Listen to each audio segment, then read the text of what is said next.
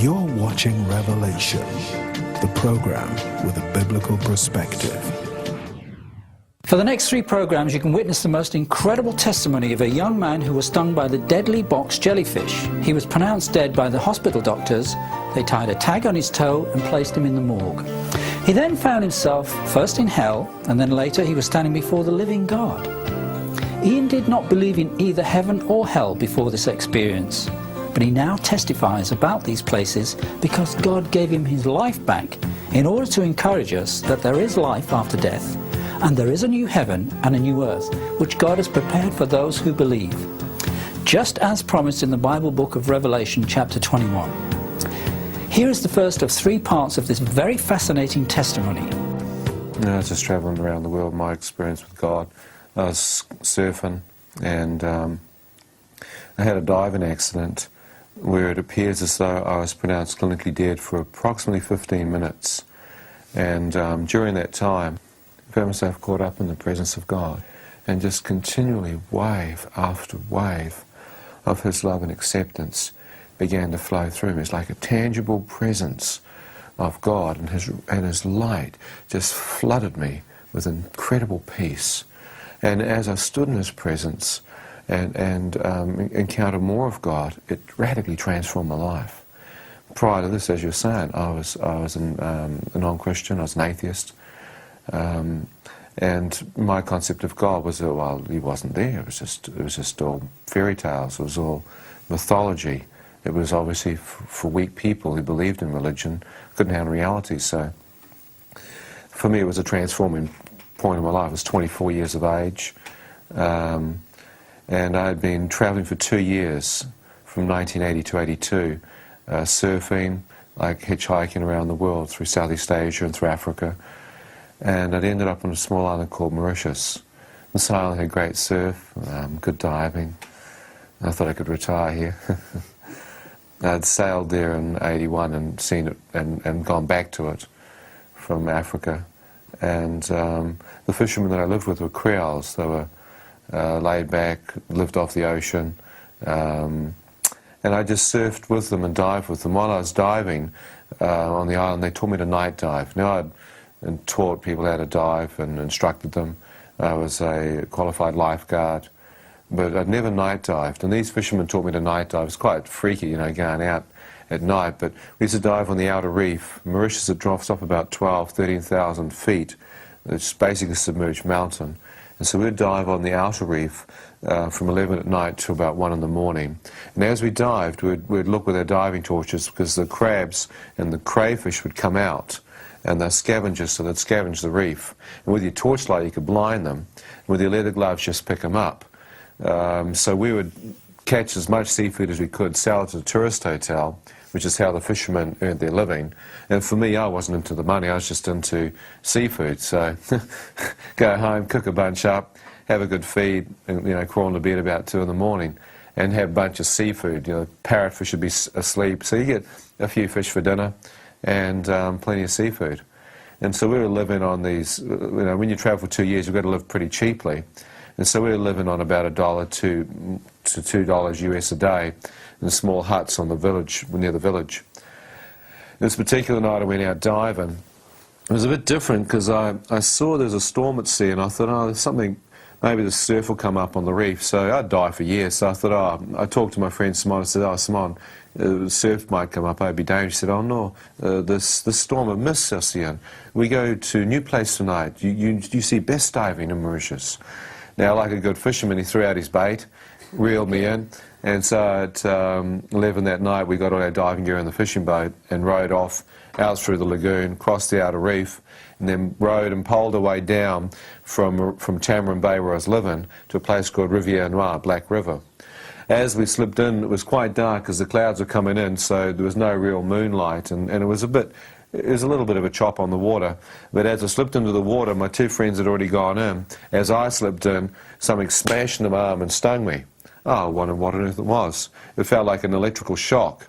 Now, the other 2 divers had swum off to my left, going up onto the reef, and I'd just been hit by something. I couldn't see what it was. It was excruciating pain, like electricity had gone into my arm. My first thought, electric eel. I thought, well, never seen an electric eel, don't even know, you know what I mean, except in an aquarium. What was that? So I looked around the water and started making out these jellyfish. I thought, well, it can't be them. You know what I mean, jellyfish don't do that. You know, they'll sting you, but nothing like that. But these jellyfish are a bit different. They were bell-shaped or torpedo-shaped at the top, then box-shaped, finger-like tentacles.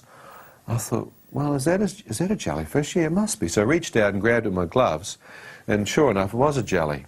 As it swam through, I had no idea that I'd just reached out with my leather gloves and grabbed potentially well, some books say the deadliest, some say the second deadliest creature known to man, a box jellyfish, obviously, because it's box-shaped.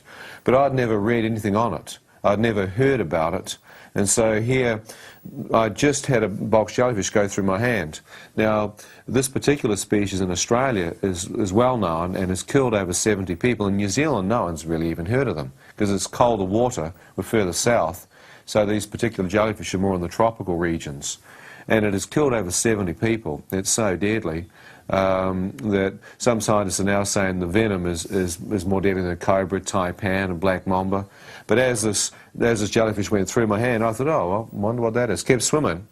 Then as I kept looking for crays, something else smashed in my arm. This time I saw the tentacles of this jellyfish going past me. I realised, oh man, I must have been hit the first time by one. I began to swim over towards the reef to talk to my friends about them, and another one hit me. And I thought, gosh, there's so many. There's heaps of them in the water. It's like I'd swum into like a whole soup of them. Now, jellyfish are very hard to see at the best of time because they're so transparent, but at night, very, very hard to see. And they were kind of smashing into me. As I asked my friend to surface, he came up, he said, "Qu'est-ce que fait, man? What's happening?" I said, "Something hit me, Simon." He said, "You get out on the reef, brother, we have a look." So he had been swimming off to the left, and the jellies are over here to the right, and he hadn't seen them yet. As I put my head back into the water to climb up onto the reef, coming off the outer reef, just the surge of the tide, was a jellyfish being dragged back into my face. As I put my face directly in its path, I had one shot. It was either going to hit my neck, all I did was just roll in the water, throw my arm in front of my face to protect my throat, and got hit a fourth time. As the fourth one hit me, I pulled the tentacles off and climbed up onto the coral reef. There's a low tide, it's about 2 foot cover in the reef. As I stood there, I looked at my arm with my torch, and what amazed me is my arm had already swollen to double its normal size. Where the tentacles are hit were like burn blisters, and I could feel the toxin pumping through my blood system up into my lymph gland with excruciating pain. I thought, man, what's happening? My right lung started to be constricted as I stood there. Perspiration was pouring off me, and it felt like a branding iron had been put on my arm. As my friend Simon came out of the water, he looked at my arm, and in French he went, "Qu'est-ce que fait, Jan? What's happening?" I showed him my arm. He went, "Invisible." It's like he knew what it was. And when he said in French, "Invisible," I recognised it to be invisible one. Well, this jellyfish was so invisible, I thought, yeah, okay, invisible. He said, "Pardon, invisible, tac, c'est fini for you." And in French, he's telling me, "C'est fini" means the end. One's enough to kill you. Now, this man had been diving since a child. He was one of the most respected fishermen in the village. The Creoles hated diving at night. It took courage for a man to conquer the fear of darkness and night diving, so they respected him for it. And so he stood there, and I watched him turn his torch onto his face, and he went as white as a sheet. He said, "How come you not know, Ian? This one kill you, brother." I said, "I not know Simon. You think white men know everything, huh? I not know this one." He said, how many hit you, huh? How many tuck?" I went, cut invisible, 4. He went, impossible, allez, vitement, 4 bon hospital. Now, this man loved me. I knew him. He was a great friend of mine. And, I mean, I knew that when he was telling me to get out of here, we had to move. And I heard him say hospital, 4 bon, which was just up behind the village. Trouble is, I'm standing on the outer reef, miles away from the hospital. It's the middle of the night. He drags me back into the water. The other night diver comes alongside me, and I know that they're protected because they've got full wetsuits. To them, the water's cold, you see. To me, the water's hot. My wetsuit, unfortunately, was a short-sleeve vest with a long john. My forearms were exposed, and my neck. The other divers had full hoods on. booties, I mean, and full steamers, 3mm steamers, so they were completely protected. As they came alongside me, they pulled me up to the side of the boat. The young boy, who's a 14-year-old kid from the village, grabbed my left arm and began to pull me to safety. As they did, my right arm, which was paralysed, trailing in the water, got hit with a fifth one. As I felt that,